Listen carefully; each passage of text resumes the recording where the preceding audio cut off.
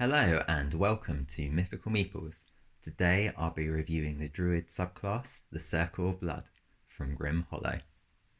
So for those of you who don't know, Grim Hollow is a set of books by Ghostfire Gaming with 3 core books, a campaign guide, monster grimoire and player's guide.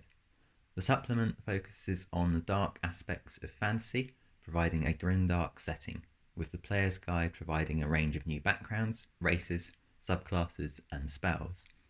The player's guide and campaign guide both also contain rules for transformations, giving players the option to become vampires, werewolves or primordials, amongst others. Today I'll be focusing on the Circle of Blood. So the Druid Circle of Blood keep the old ways, performing sacrificial rituals that have been forgotten by almost everyone else in their attempt to appease the forces of nature. Druids that follow this circle exchange blood for the power to protect their friends and destroy their foes. So it's worth noting that this class makes use of some Sangromancy spells.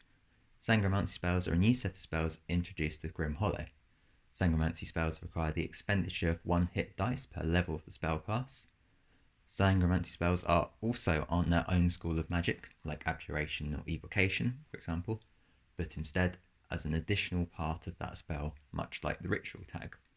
For example, the first level spell Blood Rush is from the School of Transformation, but is also a Sangromancy spell. As a first level Sangromancy spell, you must expend 1 hit die to cast it. So Druids choose their subclass at 2nd level, and at level 2 you gain 2 features. The first of these is Circle spells, so at 3rd, 5th, 7th and 9th level you gain 2 new spells. These don't count against the number of spells you can prepare and all count as Druid spells for you.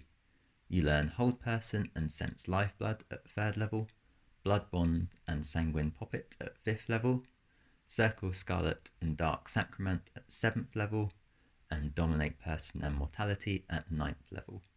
With the exception of Hold Person and Dominate Person, these spells all have the Sangromancy tag.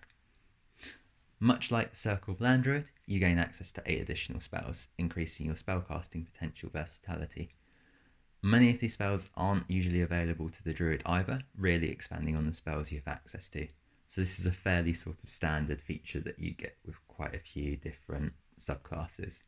So the Circle of Land, as mentioned, you've got those different spell lists that you can choose from.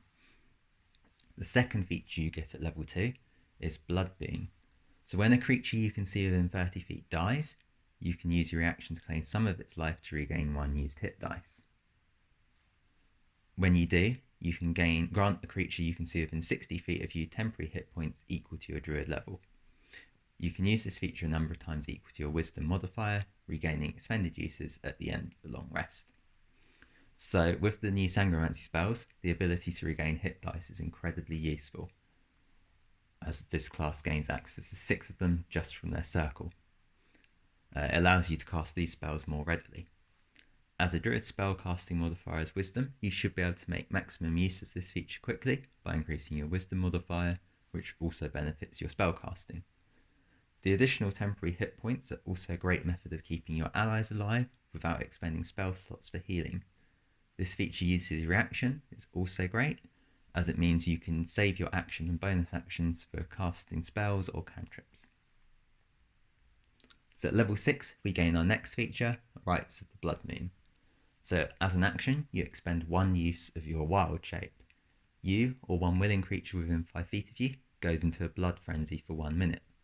The creature gains a number of benefits.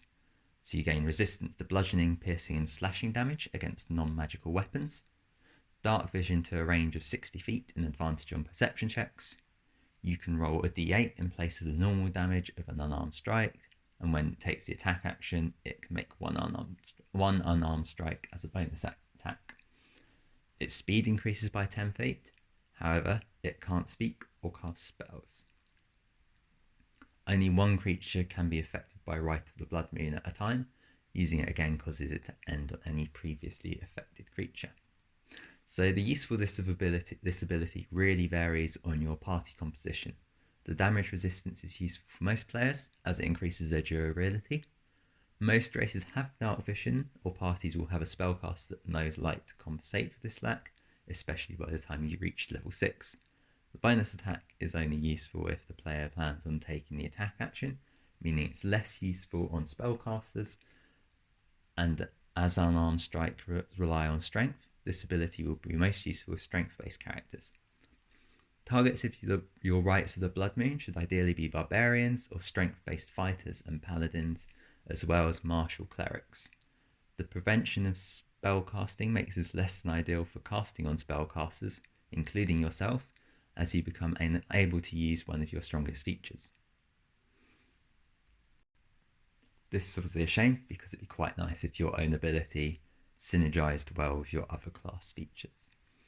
So at level 10, we gain Bloodlust. So when a creature under the effects of your Rites of the Blood Moon feature makes a damage roll, it can expend a hit die and add the result to the damage. So this is a situationally useful ability, as Rites of the Blood Moon is best used on strength-based martial classes. Much of the usefulness of Bloodlust is based on the usefulness of Rites of the Blood Moon. As players under the effect of the Rites of the Blood Moon take less damage, they have less need of their hit dice for healing, so they can afford to use them a bit more freely. But the use of the extra damage will vary greatly depending on the creatures that the players are fighting. Although it fits the theme of the Circle of Blood, this feature feels a little weak. Level 14, we gain Create Blood Elemental. So when a creature you can see within 60 feet of you dies, you can use your reaction to conjure a water elemental composed of the creature's blood. The water elemental has its own turn, roll for its initiative separately to yours, and obeys your verbal commands. That elemental remains in your service for 1 hour, or until reduced to 0 hit points. You must finish the long rest before using this feature again. This is an incredibly useful feature, in my opinion, of a similar strength to that of the Circle of the Shepherds. Its main weakness is coming up against single monsters, as killing the creature means there'll be no need for the blood elemental unless you're sure you're going to come up against more fights in a very short period of time. Having the extra body in a fight can be incredibly useful, however, and the elemental's ability to grapple creatures can protect you in challenging fights. So overall, I think the theme of the Circle of the Blood is amazing. The narrative behind the druid that follows the old ways is incredibly interesting, and I feel there's a lot of potential character development that could occur, especially if the druid makes regular sacrifices. However, the abilities at higher levels feel very situational as to their usefulness. As mentioned, the Rites of the Blood Moon is really dependent on your party's composition.